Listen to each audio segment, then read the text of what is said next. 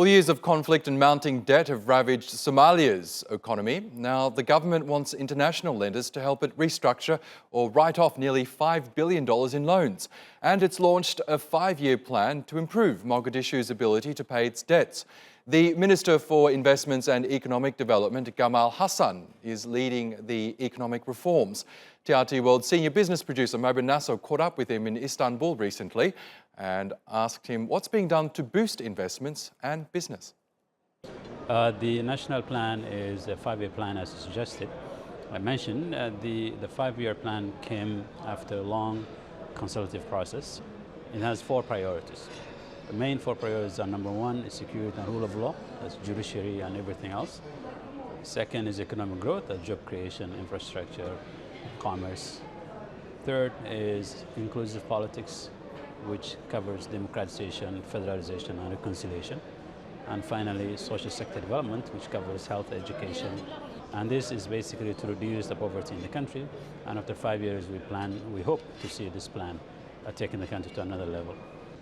Now, when we talk about Somalia's economy, it needs investments both in existing industries like farming and fisheries and also in emerging sectors like oil and gas.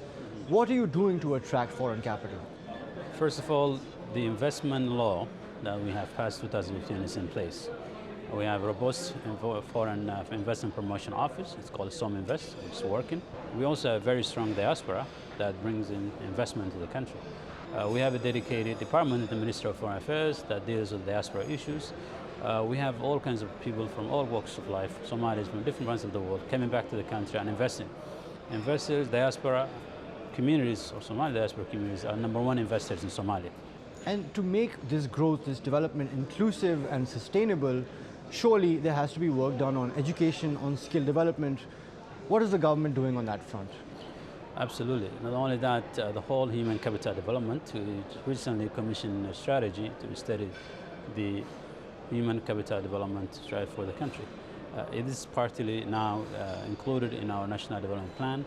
It is feasibly in every sector of the plan that we need to increase our investment in education and health. We have allocated resources now in the budget this year and last year and the years to come for specifically targeting health and education, because our population is a very young population. 75% Somalis are under the age of 30. The average medium age of Somalis is 16. So we're looking at a country with most young people in the region. So we have to better tailor and target our investments and interventions towards achieving long-term sustainable development for the country. At the same time, projects and programs that will help improve the skills and education of the young people in the country.